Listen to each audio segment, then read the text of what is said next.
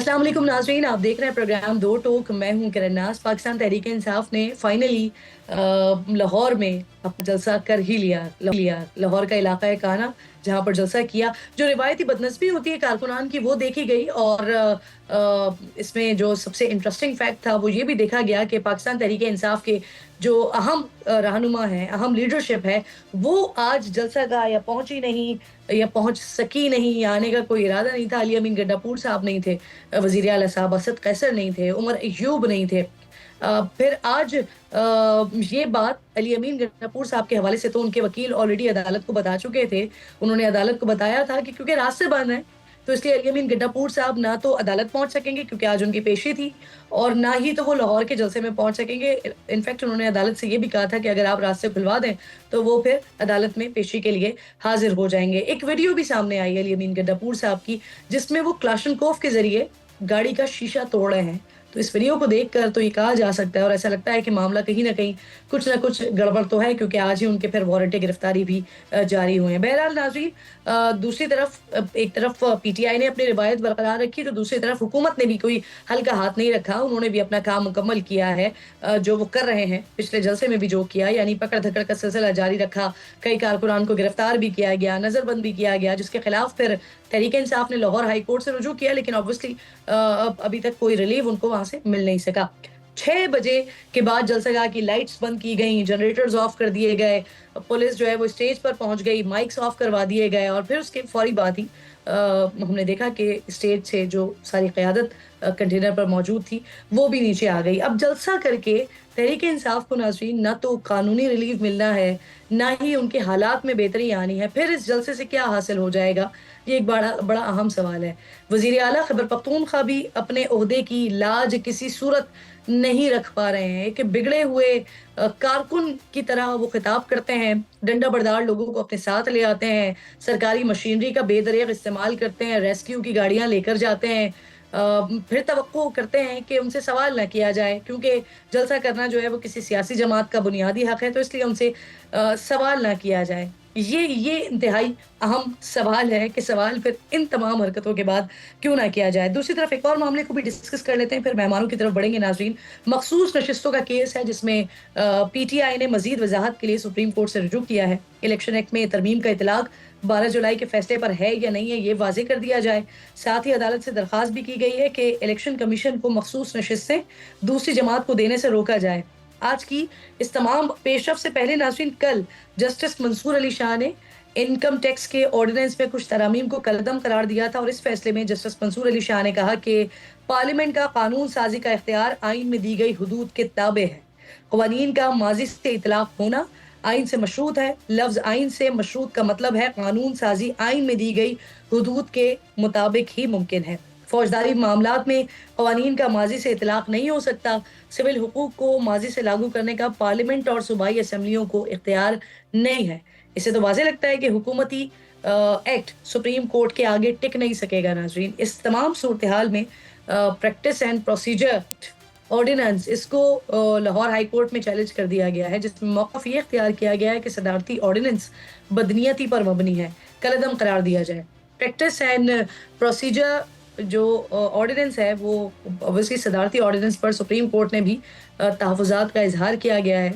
Supreme court में बार ने एलामिया में मजीद कहा है कि सदारती ऑर्डिनेंस वकला की जो तवील जिद्दोजहद है उससे इनहराफ करती है। ऑर्डिनेंस के वक्त और अंदाज पर भी गहरी तशवीश का इजहार बार की जानिब से किया जा रहा है। सदारती ऑर्डिनेंस बुनियादी हुकूक के लिए भी नुकसानदेह है। कल ही हुकूमत ने ऑर्डिनेंस जारी किया था, और फिर हमने देखा कि चीफ जस्टिस मिस्टर जस्टिस काजी फाइज ईसा ने जस्टिस मुनीब अख्तर की जगह जस्टिस अमीरुद्दीन को इस कमेटी का रुकन भी बना दिया, जिसने मुकदमात मुकर्रर करने होते हैं। इस तमाम सूरत हाल पर बात करने के लिए प्रोग्राम में मेरे अज़ीज़ मेहमानों में आज मुझे शुएब शाहीन साहब ज्वाइन करेंगे, बैरिस्टर अकील साहब ज्वाइन करेंगे, बैरिस्टर सैफ साहब ज्वाइन करेंगे, और इसके साथ साथ नैयर बुखारी साहब प्रोग्राम में मुझे ज्वाइन करेंगे। सबसे पहले शुएब शाहीन साहब मुझे ज्वाइन कर रहे हैं। सर, ये फरमाइए कि लाहौर में आपने कई महीनों बाद जलसा किया। हुकूमत ने 6 बजे तक का वक्त दिया था, लेकिन वो फिर बदनस्बी का शिकार हुआ। हमने देखा कि इस्लामाबाद जलसे में भी वजीर आला और दीगर क़यादत जो थी आपकी, वो वक्त पर नहीं पहुंच सकी थी, और इस बार भी ऐसा ही हुआ। इस बार तो वजीर आला खिताब तक नहीं कर सके। क्या हुआ सर? देखें, हमें खुद 10 घंटे लगे यहाँ इस्लामाबाद से पहुँचने में, और स्पेशली वहाँ लाहौर के इर्द-गिर्द कई घंटे लगे वहाँ से जलसागाह में पहुँचने के लिए। तमाम हम्म। पॉइंट्स बंद थे, रिंग रोड समेत जहाँ जलसागाह तक पहुँचना था। कोई कुछ मोटरसाइकिल, मैं और गौर साहब इकट्ठे थे। कुछ टाइम हम मोटरसाइकिल्स पे के ज़रिए, कुछ गाड़ियों के ज़रिए, और कुछ बहरहाल बिलाखिर हम पहुँच गए। मेरा ख्याल है मैं आखिरी ओके। मुकर्रर था, और उसके बाद मेरा ख्याल है वो उन्होंने बिजली भी बंद करा दी। जो जनरेटर सिस्टम था वो भी पुलिस वालों ने उन बंदों को उठा लिया, पता नहीं क्या क्या तरीक़ाकार अडॉप्ट किया। बहरहाल सबसे इम्पोर्टेंट बात यह है कि अमीन गंडापुर साहब के लिए भी तमाम रास्ते बंद थे। जिस तरीके से वो पहुंचना था, मोटरवे भी बंद थी, और उसके अलावा रिंग रोड भी बंद थी, और काफिलों हमारे भी काफिले तकरीबन 4 हिस्सों में तकसीम हो गए, और 2 हिस्से या 3 हिस्से पहुंच गए, और एक हिस्सा फिर भी नहीं पहुंच सका रास्तों में। लेकिन उसके बावजूद बहुत बड़ा जलसा था, उसके बावजूद एक जज्बा और जुनून था, और लोग पहुंचे और इमरान खान की मोहब्बत में, हम्म। और अल्हम्दुलिल्लाह एक कामयाब तरीन जलसा हमने मुनक्किद किया। तो शुएब इसके साहब, आपने बावजूद जैसे कि खुद बताया कि वजीर आला केपी के वो रास्ते में थे, तो अब क्या वो वहीं से वापस जा रहे हैं, चले जाएंगे, या फिर कोई और प्लान है आप लोगों का? देखिए, मेरा उनसे राब्ता नहीं हुआ, ना ही मैंने राब्ता किया है, और अभी चूंकि हम लोग भी वापसी के रास्ते में हैं, नेचुरली अभी मैं कुछ के नहीं कह सकता कि उनका प्लान क्या है। लेकिन हम ये कह सकते हैं कि आज का जलसा एक मैसेज था उन लोगों को हम्म। जो इमरान खान के टाइगर्स को, इमरान खान के जुनून को, और उनके कारकुनान के लिए रास्ते में जितनी भी रुकावटें पैदा करें, लोग पहुंचते हैं। वो यही हम्म। इस्लामाबाद में हुआ, आपको पता है। उसका तो मैनेजमेंट सारी हमारे हाथ में थी, और मैं उसका की फैक्टर था, और जो रास्ते भी हमें दिए गए थे वो सारे के सारे बंद थे, और उसके बावजूद तो पहुंचे ठीक। इस्लामाबाद में। जलसा कामयाब हुआ, और इसी तरह लाहौर का अब जलसा भी शेख साहब, कामयाब हुआ। अली अमीन गंडापुर की एक वीडियो आई है सामने, जिससे सर वो बंदूक की मदद से गाड़ी का शीशा तोड़ रहे हैं।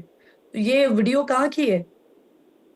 देखिए, मुझे नहीं पता, लेकिन मैं जब वापस आया आपने हूँ देखी है वो मोटरवे वीडियो? से, सारे एंट्री एंड एग्जिट पॉइंट बंद थे। वापस आने के रास्ते भी बंद थे। हम 1 घंटा वहाँ फंसे रहे, पहले वाले वो कालाशाह काकूमोट इंटरचेंज पे, और उसके बाद अगले इंटरचेंज पे, और हम्म। उनका बहुत बड़ा काफिले की एक बड़ी तादाद जो है वो वहीं मौजूद थी अभी, या वापस आ रही थी। कुछ लोग उनके साथ आगे निकल गए, वो भी हजारों की तादाद में थे। लेकिन जिस तरीके से ठीक। उनके रास्ते रोके गए, असल बात ये थी कि एनओसी मिलने के बाद, एनओसी देने के बाद, हम्म। इस कठपुतली हुकूमत को ये शर्म नहीं आई कि आपने जब एक एनओसी दे दिया, उसके बाद रास्ते ब्लॉक करना। एक chief executive of the province वो लाहौर में अब जलसे से खिताब करने आ रहा है, और उसके रास्तों में और हमारे रास्तों में सबके लिए ब्लॉकेज पैदा करना, ये सबसे बड़ी बुरी हम्म। हरकत है। अगर उसने कहीं रास्ते को खोलने के लिए और सर, कुछ ये भी किया ये है, ये ये वो हरकत उसका। एक वजीर आला को सूट करती है सर? ये जो वीडियो आई सामने, वो देखी है आपने? नहीं, तो मैंने नहीं देखी, लेकिन मुझे जो आप बता रही हैं, लेकिन वजीर आला ने अगर रास्ते में, वजीर आला के रास्ते में या किसी भी सिटीजन के रास्ते में कोई ट्रक खड़ा करके या कोई ट्राली खड़े करके रुकावट पैदा करेगा, ये उसका अनकॉन्स्टिट्यूशनल एक्ट है सुप्रीम कोर्ट की जजमेंट की रोशनी में। क्योंकि हम्म। शराए आम को इस्तेमाल करना ये हर इंसान का बुनियादी सर, इंसानी हक है, फंडामेंटल अनकॉन्स्टिट्यूशनल राइट है, एक्ट सुप्रीम का कोर्ट ने डिक्लेयर किया है। तोड़ जो उसके रास्ते अनकॉन्स्टिट्यूशनल में एक्ट रुकावट ही पैदा तो नहीं करेगा, होता ना that is sir. Unconstitutional act. बंदूक हाथ में और उठा के गाड़ी के शीशे तोड़ना, नहीं तो अगर और सर एक कोई वजीर आला के स्टेचर पर। नहीं, अगर कोई आकर के रास्ते रुकावट बनेगा, कोई अनकॉन्स्टिट्यूशनल एक्ट करेगा, तो उसके पास एक ही ऑप्शन है कि उसको या तो अपनी क्रेन के जरिए हटाए, या उसको बाई फोर्स साइड पे करे। ये उसका उसका बुनियादी हक है। लेकिन जिसने रोका हम्म। है, ये उसने अनकॉन्स्टिट्यूशनल एक्ट किया है। लिहाजा मैं नहीं समझता कि उसने कोई गलत किया है। जिन्होंने ये रास्ते रोके हैं, उनका काम वो गलत आप कर रहे हैं। उनके सर, खिलाफ आप एक्शन होना कानून को चाहिए, मुझसे ज्यादा खा बेहतर वो जानते हैं सर। अगर यहाँ आप की हुकूमत ये हो कह रहे या हैं कि वो उसकी यही कारिशें करेगा, हो। तो फिर मेरे लिए ये हैरान कुन बात हो जाती है। सर, इस्लामाबाद की सेशन अदालत में आज वजीर आला अली अमीन साहब के एक केस की समाअत थी, और इस दौरान उनके वकील राजा जहूर उल हसन ने अदालत को बताया कि रास्ते बंद हैं, इसलिए अली अमीन आज लाहौर जलसे में नहीं जाएंगे। अगर अदालत रास्ते खुलवा दे तो यहाँ भी पेश हो जाएंगे। यानी शरीक ही नहीं होना था उनको? नहीं, एक केस में अगर वो नहीं पेश हो सके आज की मसरूफियत की वजह से, तो वो ये जमानत की अखराज नहीं है। ये सिर्फ उनकी अटेंडेंस को प्रोक्योर करना मकसद है।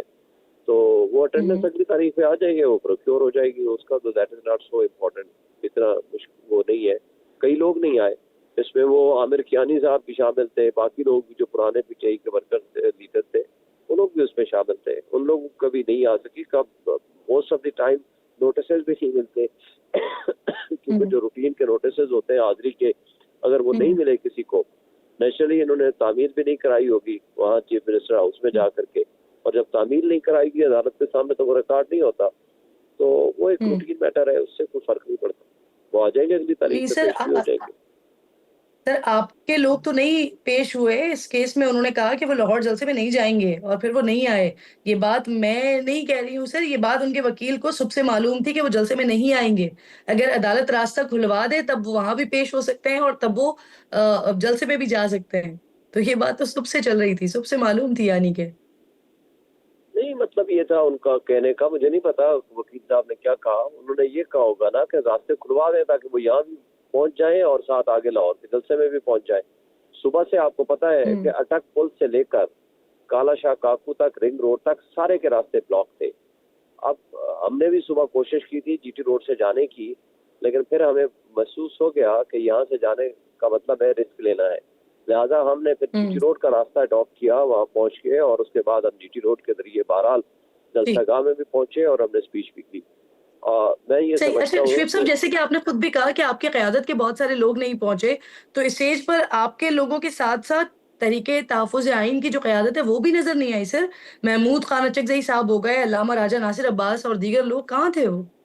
मेरा ख्याल है कि ये प्योरली पीटीआई का जलसा था, ये तहरीक तहफ़्फ़ुज़ आइन पाकिस्तान का जलसा नहीं था। पिछला जलसा तहरीक तहफ़्फ़ुज़ आइन पाकिस्तान के टाइटल के साथ हमने रखा था, जिसका मेजर पार्टनर ज़ाहिर पीटीआई है, जो शाहबाज वाला था।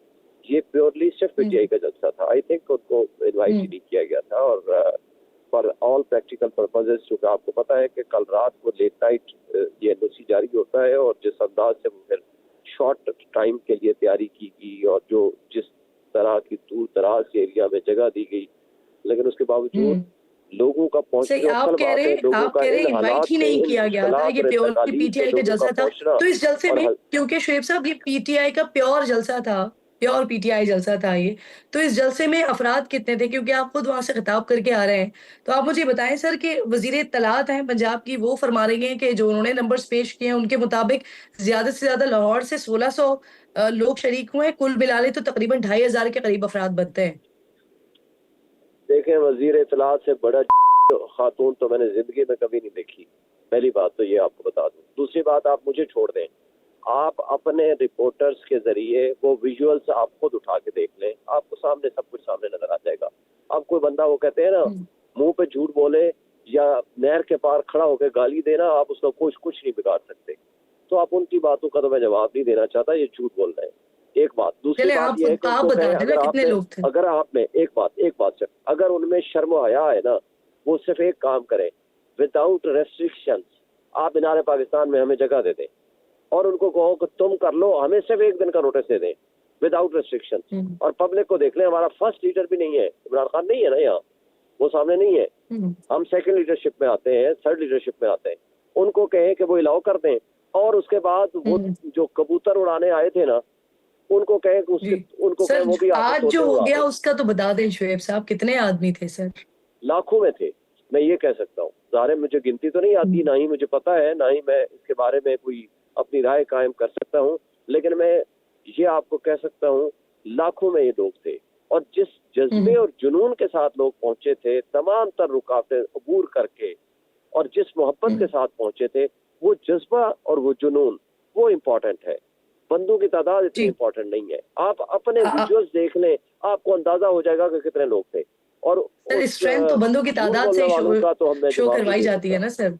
आवाम की, जी। लोगों की तादाद से ही तो स्ट्रेंथ शो करवाई जाती है ना। आप ये कैसे नहीं, कह हमने सकते शो हैं कि किए, तादाद अल्हम्दुलिल्लाह इतनी हमने शो इम्पोर्टेंट किए। नहीं है? और पूरे इसमें इसमें विजुअल्स इसमें आप भी देख कोई दो राय सकती नहीं हैं, है सर, पीटीआई ने बहुत बड़े बड़े जलसे किए हैं। जरूर किए। मुझे बहुत अच्छे से वो जलसे पाकिस्तान तहरीक इंसाफ के याद है, जिसकी मौजूदा हालात में पिछले कुछ सालों से तो वो मिसाल नहीं मिलती है। खैर सर, ये 9 मई के मुल्जिमान को देखिए गिरफ्तार करने का ऐलान किया गया था। क्या जलसागाह से भी कुछ लोगों को गिरफ्तार वगैरह किया देखिए गया है? इन लोगों ने लोगों को रास्तों से गायब किया, उनको गिरफ्तार किया, हमारे फॉर्म 45 के एमएनएस को गिरफ्तार किया, बहुत सारे हजारों की तादाद में लोगों को गिरफ्तार किया। इसका 9 मई से कोई ताल्लुक वास्ता नहीं है। इसका ताल्लुक सिर्फ इस बात से है कि कौन लोग किसी भी हवाले से कोई इकट्ठे होके जो लोग भी जा रहे थे, हालीजाज बुटर हमारा फॉर्म 45 का मैंने उसको गिरफ्तार किया, कई और लोगों को किया। बहरहाल अभी उसकी तफसीलात कंफर्मेशन जो है वो तो आज पता चलेगी, कुछ लोगों को छोड़ेंगे या जान के नहीं छोड़ेंगे। और शोएब साहब, हमाद अजहर के बारे में भी अपडेट कर दीजिएगा। उनको गिरफ्तार करने के लिए भी पुलिस को हिदायत मिली थी, तो वो गिरफ्तार हो गए हैं या महफूज हैं? देखिए, मुझे तक थ्रू सोशल मीडिया मुझे इन्फॉर्मेशन मिली है, मेरा कोई राब्ता नहीं है, मुझे नहीं पता कि कोई भी किस तरह की सिचुएशन थी। जो जब हम स्टेज पे पहुंचे तो माजर साहब नहीं थे, मुझे नहीं पता उनके बारे में। अभी मुझे और भी कई दोस्तों ने पूछा है, but I can not confirm this. सही, बहुत बहुत शुक्रिया आपका शोएब शाहीन साहब, प्रोग्राम में साथ मौजूद थे। आप कह रहे हैं कि आज का जो मजमा था पाकिस्तान तहरीक इंसाफ का, वो लाखों में था, तो आपके मुताबिक लोग तो आए वहां पर, लाखों में लोग तो आए, लेकिन क़यादत नहीं पहुंची। और कुछ वजीर आला के बारे में हमें ये भी मालूम हुआ कि अदालत में ऑलरेडी उनके वकील बता चुके थे कि क्योंकि रास्ते बंद हैं तो इसलिए ना वो अदालत आ रहे हैं और ना ही तो वो जलसे में जा रहे हैं। अगर रास्ते खुलवा दिए जाते अदालत की तरफ से तो वो फिर अदालत भी पहुंच जाते और ऑब्वियसली जलसे में भी आ जाते। बैरिस्टर सैफ साहब मुझे ज्वाइन कर चुके हैं, तर्जुमान है केपीके हुकूमत के। बहुत शुक्रिया सैफ साहब। सर ये फरमाइए, आपको 6 बजे तक जलसे की इजाजत मिली थी, इंतजामिया ने उसके बाद एक्शन लिया, आपकी क़यादत भी वापस चली गई, लेकिन वजीर आला नहीं पहुंचे। सर कहाँ है वो? देखें, जितनी मैं समझ सकता हूँ, बात यह है कि जब से टाइम बिल्कुल 6 बजे था, तो पहली बात तो ये थी कि ये कोई शादी की तकरीब नहीं थी जिसको आपने एक मखसूस टाइम पे खत्म करके लेट ऑफ कर देंगे। पॉलिटिकल जलसे जो हैं वो रहते हैं, उनका सिर्फ स्टार्ट टाइम होता है, उसके बाद से वो चलते रहते हैं। लेकिन बहरहाल खौफ और डर का ये आलम है कि अजीब सा एक एनओसी जारी किया और जिसमें टाइम जो है वो 3 घंटे का दिया, 4 घंटे का। उसके बाद ये भी बीच में कहा कि अमीन जो है वो माफी मांगेंगे और वो माफी मांगने का मुतालबा कौन करे? डिप्टी कमिश्नर 18 ग्रेड का अफसर वज़ीर आला से मुतालबा कर रहा है कि आप माफी मांगो। अच्छा, किस बात की माफी मांगो? माफी मांगने ही है तो पहले तो मरियम साहिबा अपने वालिद साहिब के पुतों की माफियां मांगे, जो उन्होंने एक वो चलाया हुआ है, जो अब तक उन्होंने करप्शन के पाकिस्तान के पैसे लुटे, पहले उस पर चोरी की माफी मांगे हमसे। रह गई बात के जो जलसे का टाइम था, हमारे जलसा जो पेशावर से रवाना हुआ, हमारा जुलूस, उसमें हजारों की तादाद में लोग थे, गाड़ियां थी, आ रहे थे। वो तकरीबन 5 बजे काला इंटरचेंज पहुंचे। वहां पर पुलिस ने 5 बजे से ही जो है रास्ता बंद कर दिया था, कंटेनर लगाए हुए थे। वो हमारे लोगों ने कंटेनर उठाए, हटाए, तो उसमें हमारा तकरीबन 1 घंटे से ज्यादा टाइम जाया किया। उसके बाद जब रिंग रोड पे आए, रिंग रोड पे भी सिचुएशन, और 6 बजे एग्जैक्टली पुलिस ने आके जलसा खत्म कर दिया। मतलब इससे ज्यादा खौफ और डर का क्या आलम हो सकता है कि आप लोगों को जलसा ही करने नहीं दे रहे और मुकम्मल करने नहीं दे रहे। बस सैफ साहब ये फरमाइए, सर असद कैसर, उमर अयूब भी वजीर आला अली अमीन के साथ काफिले में थे, और क्या वो सब भी फिर वापस चले गए? मैं किसी पर्टिकुलर बंदे के बारे में तो नहीं बता सकूंगा, क्योंकि इतना बड़ा हुजूम में नहीं पता कौन किसके साथ बैठा हुआ है या किसकी गाड़ी में है। उमर अयूब साहब के बारे में मुझे नहीं पता, लेकिन वजीर आला साहब तो आ रहे थे और वो रास्ते में थे। मैं उनके साथ था रास्ते में, हर वक्त कॉन्टेक्ट रहा है, और वो आ रहे थे और साथ में हजारों की तादाद में वर्कर्स थे। लेकिन जब वो पहुंचे हैं तो बिल्कुल लबे काम आकर इन्होंने अपनी ही एनओसी की खिलाफ वर्जी करते हुए कंटेनर लगा के रास्ता रोक दिया था कि वो जलसे पे पहुंच जा सके। अभी तो लाहौर में ज़ाहिर है कोई हेलीकॉप्टर तो नहीं आए थे, सड़क से आए थे। वो जब ये हजारों लोग वापस जाएंगे तो उसमें टाइम लगेगा, लेकिन बाहर सूरत कहने का मकसद यह कि इन्होंने आज अपनी जलसे की खिलाफ वर्जी, अपने एनओसी की खिलाफ वर्जी करके ये साबित कर दिया है कि इनको डर और खौफ देता है कि ये बस नफसियाती मरीज अब बन चुके हैं और फिर झूठ पे झूठ भी बोलते जा रहे हैं। ये भी फरमाइए सर, वजीर आला की सर एक वीडियो सामने आई है जिसमें वो क्लाशनकोफ की मदद से गाड़ी का शीशा तोड़ रहे हैं। ये कहाँ पर हुआ है, क्या माजरा है ये? अगर वीडियो है और उसमें वो शीशा तोड़ रहे हैं तो यकीनन किसी ऐसी गाड़ी का तोड़ रहे होंगे जो रास्ते में खड़ी है, जो है जिसने रास्ता ब्लॉक किया हुआ है। वो गाड़ी वाले ड्राइवर को चालान करना चाहिए, उसके मालिक को, और जिस पुलिस अफसर ने उसको गाड़ी सड़क के बीच में खड़ी करने का कहा हुआ है जबरदस्ती, उस पुलिस अफसर को चाहे उसके खिलाफ कार्रवाई की जाए। तो उसे एनओसी की खिलाफवर्जी करते हुए क्यों एक पब्लिक हाईवे को ब्लॉक किया हुआ है? ये बताते खुद जुर्म है किसी शाहराह को ब्लॉक करना और बाहर किसी वजह के। अभी तो टाइम बहुत खत्म हो गए, क्यों रास्ते बंद कर सर दिए? खबरें ये भी थी कि वजीर आला अली अमीन ने जलसे में अहम ऐलान करना था, लेकिन वो खिताब ही नहीं कर सके। तो फिर अहम ऐलान का क्या होगा सर? अब लाएअमल क्या होगा? देखिए, जहाँ तक जलसा है, जलसे में पाकिस्तान की इंसाफ के मरकजी रहनुमा भी थे, बैरिस्टर अब्बास साहब ने भी तकरीर की, बाकी लोगों ने भी की, पंजाब के रहनुमा ने भी की। जलसा तो हो गया है, लेकिन जहाँ तक जलसा होने का ताल्लुक है, उसको करने नहीं दिया गया सही तरीके से। अगर सही तरीके से करने देते तो आज ये बहुत बड़ा जलसा होता। अभी भी बहुत बड़ा जलसा है, इसीलिए मरीम साहिबा के आसान और असाब जो है वो फारिग हो चुके हैं। लेकिन रह गई बात वज़ीर आला के पैगाम की, वज़ीर आला के लिए पूरा पाकिस्तान मौजूद है। पैगाम वो जहाँ से भी देना चाहें वो दे देंगे, वो कोई मसला नहीं है। लेकिन इनको थोड़ी सी शर्म आनी चाहिए कि ये जमहूरियत पर और आइन की खिदमत की दावे तो करते हैं, लेकिन उस पर फिर अमली तौर पर अमल करने से कतराते भी हैं और इसके शख्स भी हैं और फिर भाग जाते हैं। बहुत बहुत शुक्रिया आपका। बैरिस्टर सैफ प्रोग्राम में आप साथ मौजूद थे, हम गुफ्तगू कर रहे थे, आपका शुक्रिया। प्रोग्राम में वक्त हो गया एक छोटे से ब्रेक का। ब्रेक लीजिए नाजरीन, वापस आते हैं। अहम मामला पे बात करने के लिए मेरे इंतहाई मोअज़्ज़ज़ मेहमान बैरिस्टर अकील साहब, मुशीर कानून और इंसाफ हैं। बहुत बहुत शुक्रिया आपका अकील मलिक साहब। सबसे पहले सर ये फरमाइए कि तहरीक इंसाफ का जलसा हो गया, अब अच्छा था, बेहतरीन था या नाकाम था आपकी नज़र में? एक बड़ा जो है इंटरेस्टिंग देखा है हमने कि इस्लामाबाद में जिस तरह बड़े धूमधाम से बड़े टॉल क्लेम्स किए गए थे कि हम जलसा करेंगे और फिर यहाँ पे भी इंतशार फैलाया। जाहिर बात है कि लाहौर में उस तरह लोगों को माइल नहीं कर सके, लोगों को मोटिवेट नहीं कर सके, और तमाम तर रास्ते खुले हुए थे, ना कहीं कंटेनर था ना कहीं और कोई ऐसी चीज़ थी। और सिर्फ एक जो दावा किया जा रहा था कि शायद अवाम का जमे गफ़ीर होगा, कतन ऐसी कोई बात नहीं थी। ना अवाम का जमे गफ़ीर था, ना कोई ऐसी बात थी। कोई टोटल मैं समझता हूँ मेरी कैलकुलेशन के मुताबिक 5-7 हज़ार बंदे थे। और जाहिर बात है कि इन्होंने वहाँ पे लीडरशिप भी उनकी नहीं पहुँच सकी। अली अमीन गंडापुर साहब भी नहीं पहुँच सके। शेर अफजल मरवत साहब को गालिबन उनकी तबीयत नासाज थी, वो तो गए ही नहीं। तो यहाँ पे देखने वाली ये बात है कि अवाम को इनके किसी जलसे से, किसी पॉलिटिकल नैरेटिव से अब सरोकार नहीं है। अब इशू ये है कि अवाम के अपने बड़े मसाइल हैं।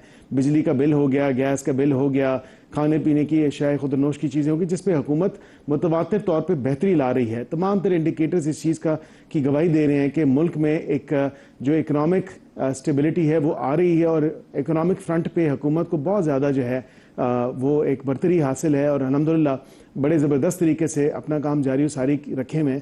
इनका काम है सिर्फ ये लोगों को इंतशार फैलाएं, इनका काम है कि लोगों को गुमराही की तरफ लेके जाएं। और आज वो बयानिया, वो एक जो बड़ा क्लेम किया जाता था और कहा जाता था कि हम शायद जो है वो बड़े इंसाफ की और गालिबन रूल ऑफ लॉ की और ये तमाम चीज़ों की हम जंग लड़ रहे हैं, हम पाकिस्तानी कौम की और कौम के बच्चों की जंग लड़ रहे हैं, वो तमाम तर बयानिया रद्द किया जा चुका है। तो अवाम को तो इससे कोई सरोकार नहीं है। अवाम को तो अपने इशू से है कि हमारे इशूज कौन उसका हल तलब जो है निकाल रहा है मामले सारे का। तो यहाँ आप पे मुझे ये बताइए, जैसा कि वजीर इत्तलात पंजाब कह रही हैं कि लाहौर से 1500 से 1600 लोग थे इस जलसे में, तो वाकई आपको ऐसा लगता है कि 1500 से 1600 लोग जो हैं वो थे लाहौर से? नहीं, 1500-1600 की जो बात है वो अज़मा बुखारी साहिबा ने इस हवाले से की कि जो देखें रिपोर्ट्स मिल जाती हैं, और रिपोर्ट्स जो लोग जिस तरह आए, जिस तादाद में आए, जिनके साथ आए और जैसे आए, वो तमाम तर चीज़ें हमने देखी हैं कि ज़ाहिरी बात है अगर कोई 5 बंदे ला रहे तो वो 5 ही होंगे, अगर कोई 10 बंदे ला रहे तो वो 10 ही होंगे। तो अपनी अपनी गाड़ियों में बैठ के ये आए। जो लाहौर लश्कर ये बताया करते थे कि पता नहीं कितनी कोई अवाम आ जाएगी, और अवाम तो बेताबी से इंतज़ार कर रही है, एक जलसे के बाद दूसरा जलसा करेंगे, बीच में जलसे कैंसिल भी करते। इस जलसे में एक बड़ी नाकामी देखी गई है, और ये इंतज़ामिया की नाकामी है, ये इमरान खान के बयानिए की नाकामी है, और ये इस लीडरशिप की नाकामी है जो ये कहते थे कि हम लाहौर आएंगे, जलसा तो होगा और किसी का बाप भी नहीं रोक सकेगा, और देखेंगे कि अवाम किस तरह निकलेगी। लेकिन वहाँ पे वज़ीर आला ने इतने ज़बरदस्त इक़दाम लिए हुए हैं इकनॉमिक फ्रंट पे, आपकी दीगर डेवलपमेंट इंफ्रास्ट्रक्चर फ्रंट पे, कि वहाँ पे लोगों को सहूलत मैसर हो रही है, लोगों के लिए एक रिलीफ पे रिलीफ दिया जा रहा है अवाम को। तो उनका मकसद लाहौरियों का या पंजाब की अवाम का मकसद या उनका मतलब ये नहीं है कि वो किसी इंतशारी टोले के पीछे लग जाएं या उनके किसी बयानिए के पीछे लग जाएं। वहाँ पे आपने देखा सड़कें भी बिल्कुल आम रूटीन का मामला था, खुले हुए थे तमाम तर रोड्स, किसी को कोई रुकावट नहीं थी, किसी को ये हिचकिचाहट नहीं थी कि हम जलसे में जाएं या ना जाएं। लोग खुद ही इनसे मोटिवेट नहीं हो सके, और ये आज पूरे पाकिस्तान ने देखा कि जितनी तादाद में लोग थे वहाँ पे, ये एक फेल्ड जलसा था। This is nothing more than a failed जलसा। सर ये जो इंतजामिया की तरफ से किया गया, जो आप बात कर रहे हैं, तो 6 बजे के बाद इंतजामिया ने जलसा कहा कि लाइट्स ऑफ कर दी, पुलिस भी पहुंच गई वहां पर, फिर कुछ देर के बाद जलसा भी खत्म हो गया। तो क्या ये पुलिस पहुंचाने का रीजन और साथ साथ लाइट्स ऑफ कर देने का रीजन, क्या ये था कोई एसओपीज या जो शराइत आप लोगों ने रखी थी उसकी कोई वायलेशन हो रही थी जो ये सब कुछ किया गया, और फिर इस पर कार्रवाई भी होगी? देखिए किरण साहिबा, बात यह है कि जब आप इंतज़ामिया से इजाज़त लेते हैं तो वो यहाँ पे भी 40-41 नुकात थे, वहाँ पे भी 43 नुकात थे, और वाज़े तौर पे इनको बताया था कि जलसे की टाइमिंग इस टाइम से लेके इस टाइम तक होगी। अब वो खुद ही ना निकलें, उनकी अपनी पार्टी के सीएम जो हैं, जो इन्होंने बड़े हुल्लड़बाजी की थी, जिन्होंने बड़ी बातें की थी पिछले जलसे में, इस्लामाबाद के जलसे में उन्होंने कहा था कि ये हो जाएगा और ये करके दिखा दूंगा और आऊँगा लाहौर और एंड सो फोर्थ, तो वो आपने देखा वो तो खुद नहीं पहुंच सके जलसे में। अब 3 से 6 हो या 4 से 6 जलसे का टाइम हो, जाहिर बात है ये एडमिनिस्ट्रेशन के साथ इनकी जमात तो कभी भी इंगेज नहीं करती। मैंने उस टाइम भी इस्लामाबाद के जलसे में भी कहा था कि जलसे का टाइम आधा पौना घंटा ऊपर नीचे हो जाता है, इससे कोई फर्क नहीं पड़ता और ये आम रूटीन का मैटर है, लेकिन आप इंगेज तो करें, आप बात तो करें इंतजामिया से, कोई दरख्वास्त दे दें, कोई उनसे गुजारिश कर दें, उनको कहें कि जी आधा घंटा हमारा जलसा ऊपर हो जाएगा, बराए मेहरबानी फरमा के जो है हमें। ये लोग बस एक इतने हाई हॉर्स पे चढ़े होते हैं, नहीं हम नहीं करेंगे, हम पूछेंगे, हम क्यों इजाजत मांगे, हमें क्यों जो है जलसे की औकात में अब्दुल साहब, वैसे आप खुद भी ये बात कर रहे हैं ना सर कि आप देखें, आप खुद भी ये बात कर रहे हैं ना कि आधा घंटा ऊपर नीचे होने से कुछ नहीं होता।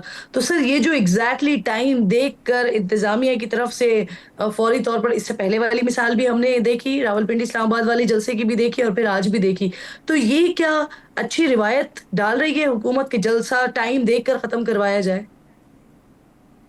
नहीं, देखिए जब आपने अंडरटेकिंग दे दी है उन तमाम नुकात की, और आपने उस टाइम भी कंटेस्ट नहीं किया, जब आपको इजाज़त मिली उसमें आप कोई शायद दरख्वास्त दे देते, आप कहते कि इसकी थोड़ी सी टाइमिंग्स मॉडिफाई कर दें या घंटा ऊपर कर दें।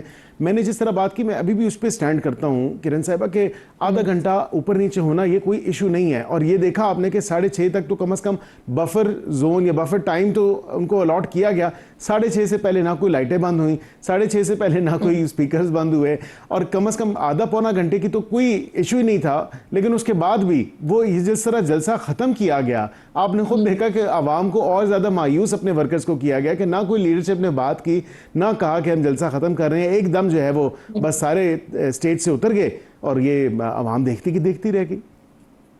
नहीं, चलें ठीक, थोड़ा सा हम आगे बढ़ते हैं सर। अब ये जो मखसूस नशस्तों का मामला है, इसकी मजीद वजाहत के लिए पाकिस्तान तहरीक इंसाफ ने रुजू कर लिया है सुप्रीम कोर्ट से।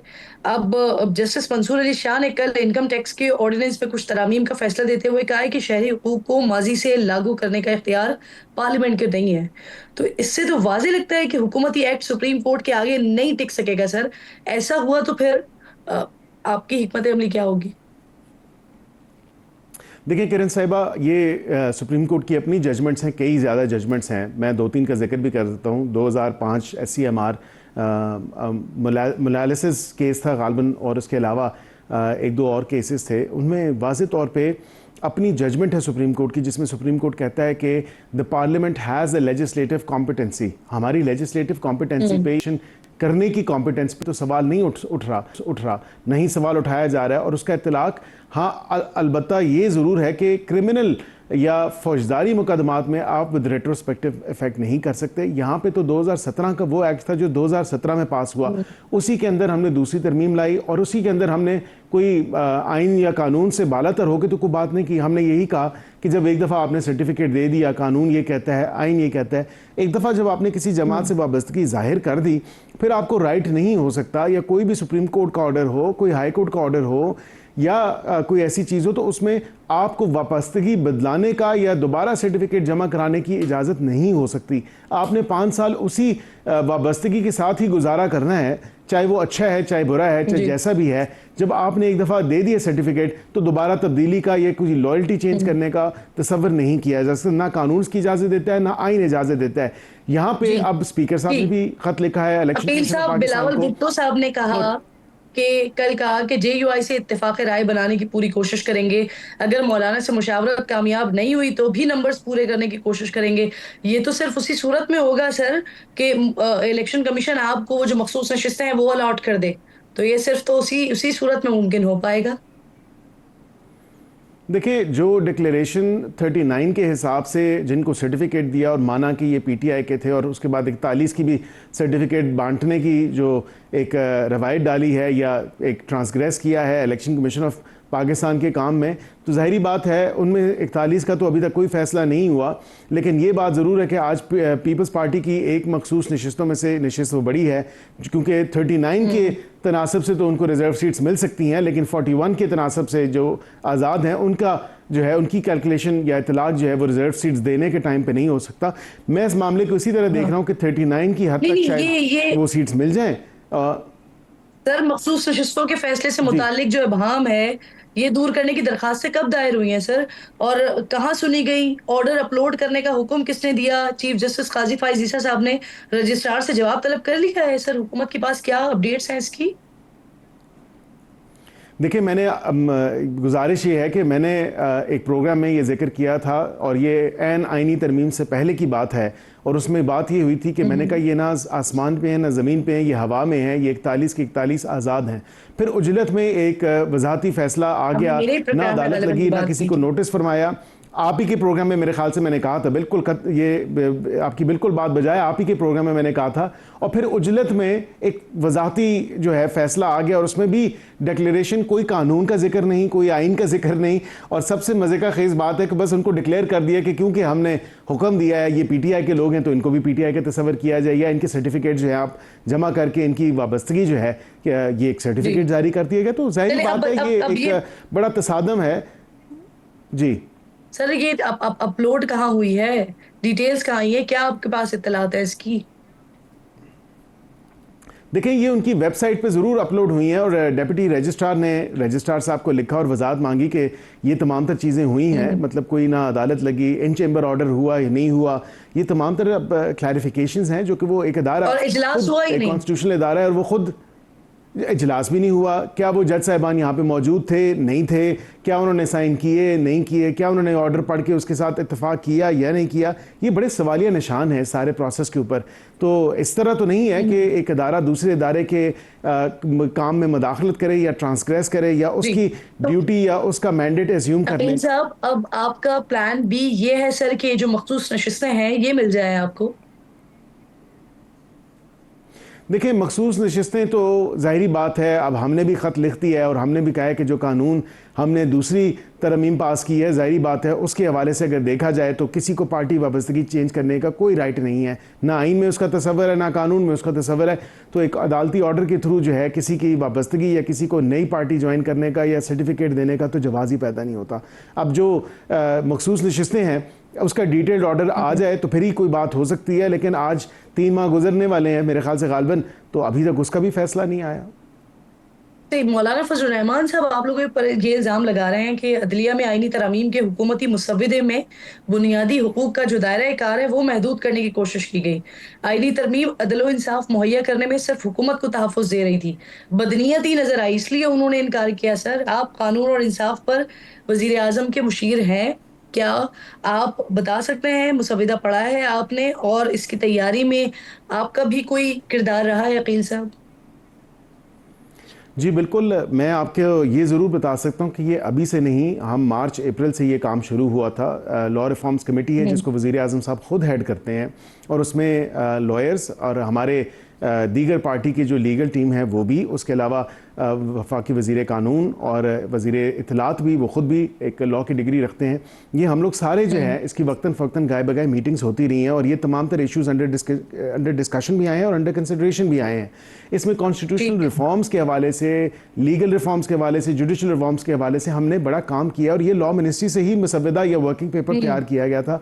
मेरे लिए तो बड़ी अचंभे की बात थी कि जब ये कहा जा रहा है कि ये कोई शायद किसी ने दे दी है या आसमान से आया है, ये हमने ही तैयार किया है। एक वर्किंग पेपर है, इस पे डिस्कशंस जारी हैं और जहाँ पे वो बुनियादी इंसानी हकूक़ की आपने बात की तो वो एक बिल्कुल पॉइंट अंडर कंसिडरेशन था। वो इस हवाले से नहीं था कि किसी के हकूक़ सल्ब किए जाएँ, लेकिन उसका जो एक कोरिलेशन था वो इस हवाले से था कि APS के बाद एपिक्स जो मीटिंग कमेटी हुई तो उसमें आपको ये याद होगा कि जो शोहदा की फैमिलीज़ हैं वो उनकी हमेशा से एक लॉन्ग स्टैंडिंग डिमांड रही है कि इन अदालतों से हमें कोई रिलीफ नहीं मिल रहा। तो वो मिलिट्री कोर्ट्स के हवाले से थी या ATC की अदालतों में। बेनज़ीर साहिबा का केस आपने खुद देखा कि उनके केस में क्या हुआ, किस तरह वो मिस हैंडल हो गया और उल्टा पुलिस के लोगों को सजाएं हुई। तो यहाँ पे एक मुतालबा ज़रूर था और राइटली सो उनका मुतालबा था कि हमारे जो लख्ते जिगर हैं वो भी किसी का बाप है, वो भी किसी का बेटा है, वो भी देखें इस मतन की मट्टी का सपूत है। तो ये ऐसी कोई बात नहीं है उस हवाले से, लेकिन अब वो अंडर कंसिडरेशन नहीं है। बैरिस्टर अकील प्रोग्राम में साथ मौजूद थे। हम गुफ्तगू कर रहे थे, मेरे इंतहाई मोअज़्ज़ज़ मेहमान नैय्यर बुखारी साहब पाकिस्तान पीपल्स पार्टी के सीनियर रहनुमा हैं। बहुत शुक्रिया आपका। अस्सलाम वालेकुम बुखारी साहब। वालेकुम अस्सलाम। बुखारी साहब, सबसे पहले सर ये फरमाइए, मौलाना फजलुर रहमान साहब के मुताबिक JUI और पीपल्स पार्टी अपने अपने मुसव्वदे पर काम कर रही है, क्या इस हवाले से कोई कमेटी बनाई गई है सर? शुक्रिया। ऑब्वियसली जब पिछले दिनों मुलाकात हुई चेयरमैन साहब की मौलाना साहब से और फिर ये कुछ इस किस्म का इशू आ गया कि मिसकम्युनिकेशन होगी और गवर्नमेंट की जानिब से, और गवर्नमेंट का जो था मुसवदा जो चेयरमैन के पास था, चेयरमैन को अपनी रिजर्वेशंस थी और उन रिजर्वेशंस का पिछले कई दिनों से वो मीडिया पे इजहार कर रहे हैं, मुख्तलिफ चैनल्स को उनके इंटरव्यू आ रहा है और उसकी एक्सप्लेनेशन दे रहे हैं। तो उस पर यही बात चेयरमैन साहब कह रहे हैं कि JUI प्रपोज्ड अमेंडमेंट्स जो लाना चाहते हैं वो अपना एक ड्राफ्ट बनाएंगे और पाकिस्तान पीपल्स पार्टी एक अपना ड्राफ्ट बनाएगी और उसमें जो हमारे मेंबर्स ऑफ पार्लियामेंट हैं और जो इस सारे प्रोसेस में इन्वॉल्व थे वो चेयरमैन साहब के साथ इन कंसल्टेशन में हैं और जब वो तैयार हो जाएगा तो फिर ऑब्वियसली अगर मौलाना साहब ने भी तैयार हो गया तो बिल्कुल आपस में बैठेंगे और उसको बिल्कुल शेयर करना चाहिए, होगा भी शेयर और इवन बाकी पॉलिटिकल पार्टी से भी शेयर होना चाहिए क्योंकि कॉन्स्टिट्यूशनल अमेंडमेंट कुछ मामूली सी बात नहीं है, मतलब it's a very important thing. तो इस पर पॉलिटिकल पार्टीज़ को जो पार्लियामेंट में है उनको ऑन बोर्ड पे लेना बहुत ज़रूरी है। सही। अच्छा सर, बिलावल भुट्टो साहब कहते हैं कि मौलाना फजलुर रहमान साहब के बगैर भी नंबर पूरी करने की कोशिश करेंगे। सर किन ऑप्शंस पर गौर हो रहा है? देखिए जी, ऑब्वियसली अभी मैं let's not speculate right now. Obviously जब गवर्नमेंट की इंटेंशन है या उनके एलाइज की, मौलाना साहब हमारे एलाई तो है नहीं है, लेकिन पार्लियामेंट में उनकी मौजूदगी है, नेशनल असेंबली में भी, सेनेट में भी, और मौलाना साहब की एक पार्टी है जिसने मुल्क में अपना किरदार अदा किया है। गवर्नमेंट में भी वो रहे हैं और हमारे साथ भी गवर्नमेंट में रहे हैं, इनके साथ भी गवर्नमेंट में रहे हैं वो, तो इसलिए उनकी इंपॉर्टेंस तो है।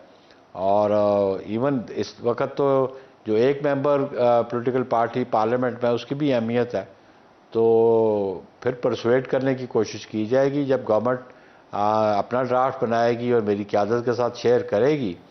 लेकिन हमारा मौक़िफ़ यह है कि हम मौलाना साहब से बिल्कुल करेंगे और इन केस मौलाना साहब एग्री नहीं करते उन इशूज़ तो ऑब्वियसली अगर अमेंडमेंट्स लानी है, क्योंकि बुनियादी तौर पे चेयरमैन साहब ने बड़ा कैटेगोरिकली कहा कि हम जो सूरत हाल है, जो चार्टर ऑफ डेमोक्रेसी हमने साइन किया उसको इम्प्लीमेंट करना हम चाहते हैं और बिलखुसूस उसमें कॉन्स्टिट्यूशनल कोर्ट का और जो बैकलॉग है और जो टाइम कंज्यूम होता है, जो फंडामेंटल राइट्स के रिट्स पिटीशन चली जाती हैं, सो मोटो केसेस चले जाते हैं, तो वो तो चेयरमैन पिछले 4-5 दिनों से कैटेगोरिकली ऑन डिफरेंट चैनल्स वो अपना पॉइंट ऑफ व्यू दे रहे हैं। अच्छा बुखारी साहब, बिलावल साहब ने ये भी तो कहा ना कि आर्टिकल 8 में तरमीम को का उनको ताखिर से पता चला, जिसकी उन्होंने मुखालिफत की। तो सर ये तरमीम शामिल किसकी तजवीज़ पे की गई थी? ऑब्वियसली गवर्नमेंट ने की होगी, और किसने की होगी? वो तो गवर्नमेंट की बात कहते हैं ना। तो गवर्नमेंट ने वो जो तजवीज़ रखी आर्टिकल 8 में, और आर्टिकल 8 तो बड़ा वाज़ेह है कि कोई कानून ऐसा नहीं बनेगा जो इनकंसिस्टेंट विद द कॉन्स्टिट्यूशन होगा। तो अगर कोई प्रोविजंस थी जो चेयरमैन साहब की नॉलेज में आई, तो चेयरमैन साहब एक मेजर पॉलिटिकल पार्टी को रिप्रेजेंट करते हैं, और उस पॉलिटिकल पार्टी को जिसने ये आइन दिया है इस मुल्क को, और फिर उस पॉलिटिकल पार्टी को रिप्रेजेंट करते हैं जिसने 18th अमेंडमेंट विद कंसेंसस बनाई। तो ऑब्वियसली चेयरमैन साहब ने आर्टिकल 8 में जो अमेंडमेंट्स गवर्नमेंट लाना चाहती तो उसको अपोज किया उन्होंने। सही सही एग्री सर, नहीं जिस वक्त किया, मौलाना साहब से मुशावरत एग्री का नहीं किया।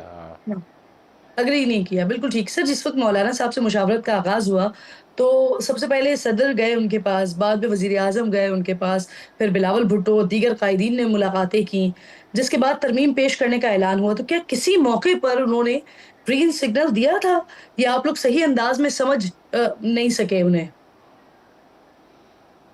देखिए जी, उस पर सिर्फ जो प्रेसिडेंट साहब, मेरे प्रेसिडेंट साहब के साथ उनकी जो पर्सनल रिलेशन है मौलाना साहब के, चाहे वो गवर्नमेंट में हो चाहे वो अपोजिशन में हो, तो एक पर्सनल रिलेशन तो हैं उनके साथ। और प्रेसिडेंट साहब गए, और प्रेसिडेंट साहब उससे पहले भी उनके पास जाते रहे, और मौलाना भी प्रेसिडेंट साहब के पास आते रहे। और सर्टन ओकेजन ऐसे भी हुए कि जहाँ पे मैं खुद भी मौजूद रहा प्रेसिडेंट साहब के साथ, मौलाना साहब के घर गए, या मौलाना साहब हम प्रेसिडेंट साहब के पास जरदारी हाउस आए। तो ये और पॉलिटिकल लीडरशिप मुल्क में मिलती रहती है, ये कोई गैर मामूली बात नहीं है, ये नॉर्मल रूटीन है, मिलना चाहिए भी।